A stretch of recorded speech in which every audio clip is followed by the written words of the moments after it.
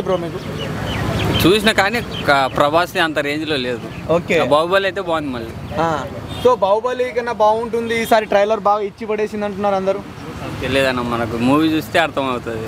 Trailer మాకు మీకు నచ్చలేదు? ట్రైలర్ అంటే విఎఫ్ఎక్స్ అవన్నీ మీకు నచ్చలేదు అనుకుంటున్నారా? అంతా లేదు.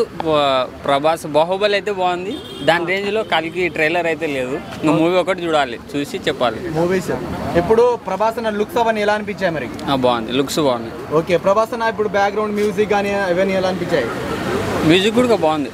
ఓకే, దీపిక పదుకొని ఆవిడ ఎలా చేశారనుకుంటున్నారు? చూడలేదు, ఆమె అయితే చూడలేదు. హాయ్ అని చెప్తారు కదా పడుకొని, చూడలే, అది చూడలే.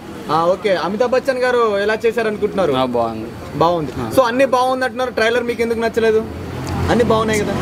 అంటే ప్యాన్ ఇండియా అంటే ఆ రేంజ్లో లేదు. ఓకే ఓకే, సో ఇప్పుడు బ్రహ్మానందం గారికి ఉన్నారు కదా, సో క్యారెక్టర్ బాగుంటుంది.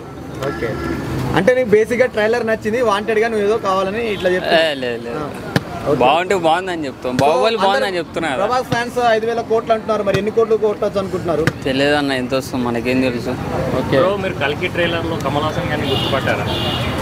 కమల్ హాసన్